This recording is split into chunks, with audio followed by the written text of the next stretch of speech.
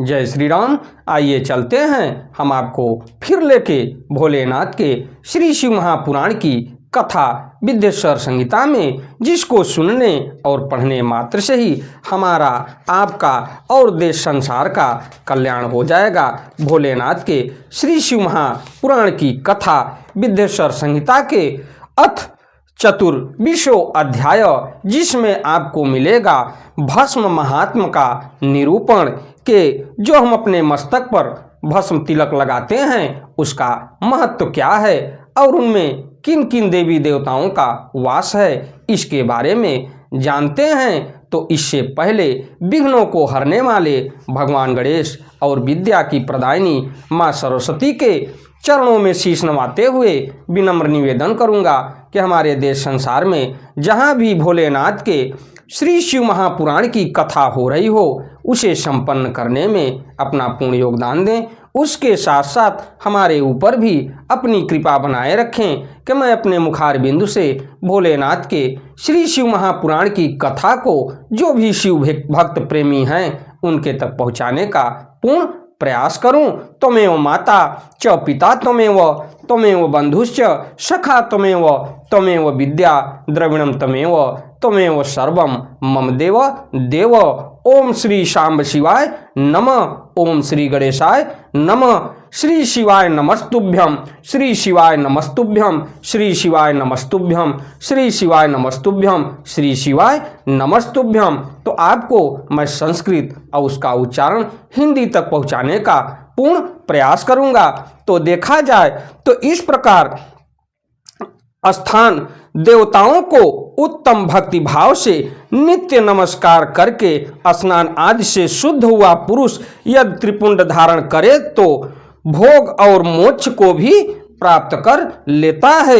हे मुनीश्वरों, ये संपूर्ण अंगों में स्थान देवता बताए गए हैं। अब उनसे संबंधित स्थान बताता हूँ, भक्त पूर्वक भक्ति पूर्वक सुनिए। तो आइए आपको ले चलते हैं संस्कृत और उसका उच्चारण हिंदी में पहुंचाने का पूर्ण प्रयास करूंगा। तो द्वात्रिशम तस्थान के वार्ध षोडश स्थान के पिच अष्ट स्थाने तथा चैव पंच स्थाने पिनान्यसेत उत्तमांगे ललाटे च कर्णयोर्नेत्रयोस्तथा तथा नासा वक्त्रगलेष्वेवं हस्तयोरुभयोस्ततः कर्पूरे मणिबन्धे च हृदये पार्श्वयोर्धयोः नाभो मुस्कद्वये चैव मुर्वोर्गुरुफुले च जानुनि जंगादये पद्वदन्दे द्वात्रिशन्तस्थानमुत्तमम् अंग्यव्यभुवायुदिग्देशदिक्पालनालानवसुभिषः धराधुवश्च सोमश्च आपश्चैव वानिलो नलः प्रत्युषश्च प्रभासश्च वासवोष्ट प्रकीर्तिताः एतेषां नाम मात्रेण त्रिपुंडं धारयेद बुधः कुर्याद्वा षोडशस्थाने त्रिपुंड्रं तु समाहितः शीर्षके च ललाटे च कंठे चांसदये भुजे कर्पूरे मणिबन्धे च हृदये नाभिपार्श्वके पृष्ठे चैवं प्रतिष्ठाप्य यजेत् तत्रासि दैवते शिवं शक्तिं तथा रुद्रमीशं नारदमेव च वामादीनवशक्तिश्च एता षोडश देवताः नासत्येव दस्त्रकश्चैव अनिशैवदौ प्रकीर्तितौ अथवा मूर्धन्यकेशे च कर्णयोर्धवदने तथा बाहुद्वये च हृदये नाभ्यामुरुयुगे तथा जानुदये च पद्योः पृष्ठभागे च षोडशः शिवश्चन्द्रश्चन्द्ररुद्रः को विघ्नेशो विष्णुरेवाच शिवैश्चैव हृदये शम्भुस्तथा नाभो प्रजापतिः नागश्च नागकन्याश्च उभयोर्ऋषिकन्यकाः पादयोश्च समुद्राश्च तीर्थाः पृष्ठे विशालतः इत्येवं षोडशस्थानमष्टस्थानमथोच्यते गृहस्थानं ललाटश्च कर्णदयमनुमुत्तमम् अंशयुग्मं च हृदयं नाभिरित्येवमष्टकम् ब्रह्मा च ऋषयः सप्त देवताश्च प्रकीर्तिताः इत्येवं तु समुशिष्टं भस्मविदुर्मुनीश्वराः। इसके पश्चात मैं आपको हिंदी में ले चलता हूँ। तो देखा जाए तो 32, 16, 8 अथवा 5 स्थानों में मनुष्य त्रिपुंड का न्यास करे। मस्तक, ललाट, दोनों कान, दोनों नेत्र, दोनों नासिका, मुख, कंठ, दोनों हाथ, दोनों कोहनी, दोनों कलाई, हृदय, दोनों पार्श्व भाग, नाभि, दोनों अंडकोश, दोनों उरु, दोनों गुल्फ, दोनों घुटने, दोनों पिंडली और दोनों पैर, ये 32 उत्तम स्थान बताए गए हैं मनुष्य के अंदर। भोलेनाथ के श्री शिव महापुराण की कथा के अनुसार इनमें क्रमशः अग्नि, जल, पृथ्वी, वायु, 10 दिक्प्रदेश, 10 दिक्पाल तथा 8 वसुओं का निवास है। भोलेनाथ के श्री शिव महापुराण की कथा के अनुसार कि जो भक्त भोलेनाथ के श्री शिव महापुराण की कथा को सुनता है या भोलेनाथ का सच्चा भक्त है और उनका स्मरण करता है, तो वो मनुष्य इन बातों का ध्यान रखे और उनका पालन करे। तो उसके हिसाब से देखा जाए तो धरा यानी धर, जो धरा है उसको हम धर बोल सकते हैं, यानी शरीर। ध्रुव, सोम, आप, अनिल, अनल, प्रत्यूष और प्रभास ये 8 वसु कहे गए हैं। इन सब का नाम मात्र लेकर इनके स्थानों में विद्वान पुरुष त्रिपुंड धारण करे। उसके पश्चात अथवा एकाग्र चित्त होकर 16 स्थानों में ही त्रिपुंड धारण करे। तो 16 स्थान के हिसाब से देखा जाए तो कहाँ कहाँ त्रिपुंड धारण किया जा सकता है, इसके लिए मैं आपको बताऊंगा और आप इस चीज को जानिए। तो मस्तक, ललाट, कंठ, दोनों कंधों, दोनों भुजाओं, दोनों कोहिनियों तथा दोनों कलाइयों में, हृदय में, नाभि में, दोनों पसलियों में तथा पृष्ठ भाग में त्रिपुंड लगाकर वहां दोनों अश्विनी कुमारों शिव, शक्ति, रुद्र, ईश तथा नारद का और वामा आदि 9 शक्तियों का पूजन करे। ये सब मिलकर 16 देवता हो जाते हैं, जो भोलेनाथ के श्री शिव महापुराण की कथा में मिलता है। और आप इन जगहों पर त्रिपुंड लगा सकते हैं। अश्विनी कुमार युगल कहे गए हैं। ना सत्य और दस्त्र अथवा मस्तक, केश, दोनों कान, मुख, दोनों भुजा, हृदय, नाभि, दोनों उरु, दोनों जानु, दोनों पैर और पृष्ठभाग। जानु का मतलब जांघें।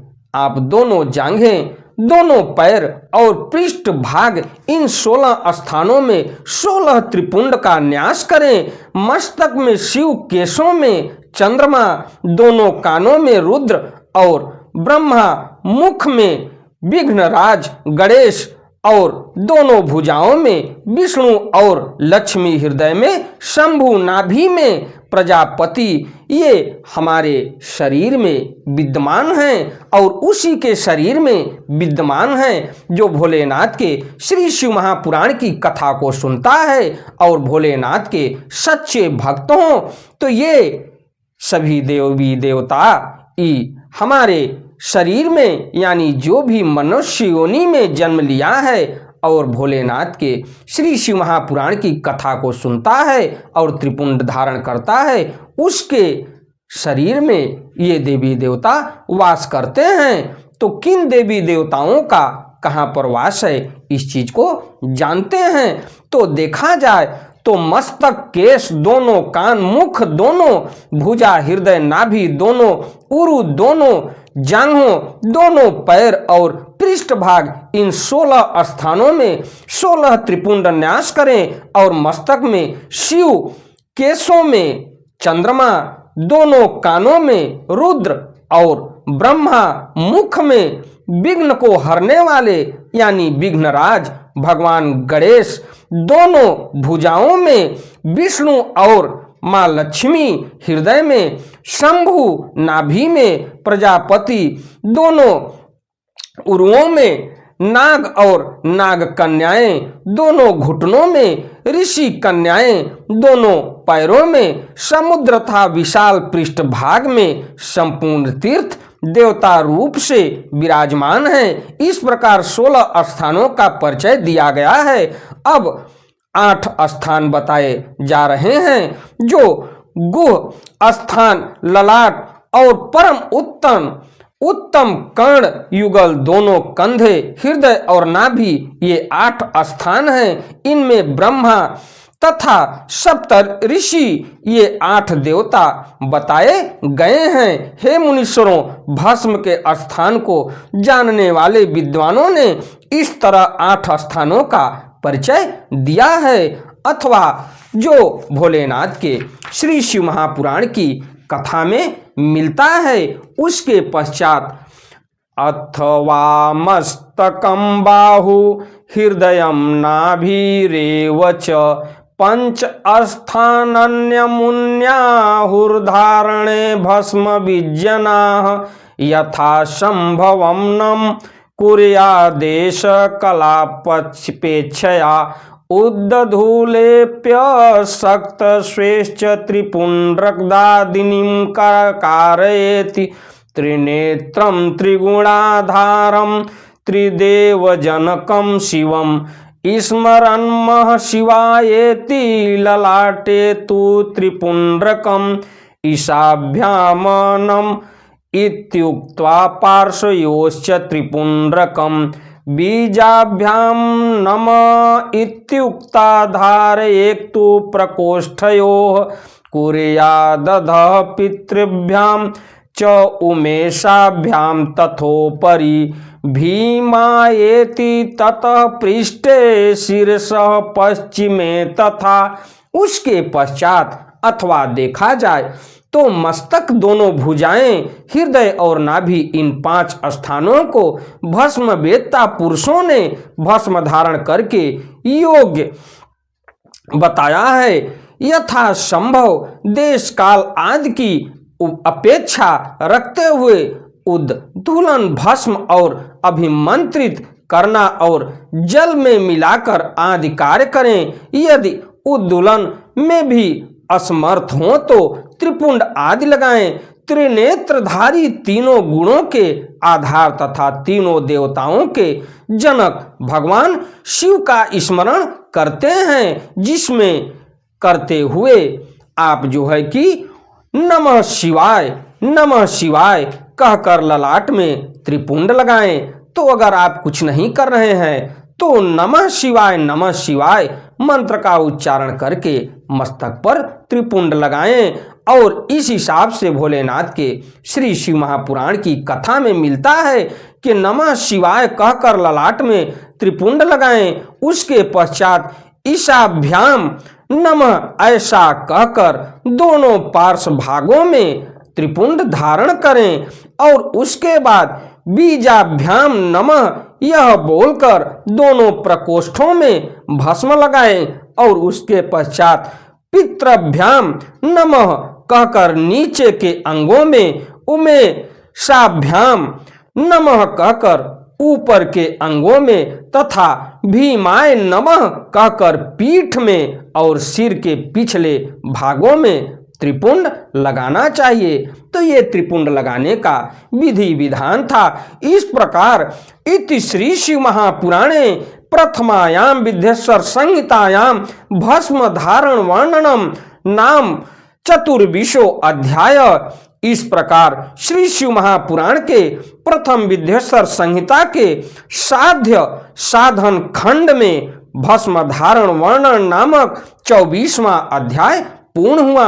अब आपको हम 25वें अध्याय में ले चलेंगे। आने वाली वीडियो के माध्यम से रुद्राक्ष धारण की महिमा तथा उसके विविध भेदों का वर्णन तो अगली कथा में आपको मिलेगा। 25वें अध्याय में रुद्राक्ष धारण की विधि का वर्णन और महत्व। इसी हिसाब से हमारी कथा, हमारी वीडियो आपको अच्छी लगे तो वीडियो को लाइक करिए, शेयर करिए, चैनल को सब्सक्राइब करिए, बेल आइकन दबाना न भूलिए, जिससे हमारी कोई भी महत्वपूर्ण वीडियो, धार्मिक वीडियो आप तक शीघ्र पहुँचे। आपका दिन मंगलमय हो और हमारे तरफ से, हमारे चैनल के माध्यम से आप सभी को और देशवासियों के लिए मंगलमय की शुभकामना बनी रहे।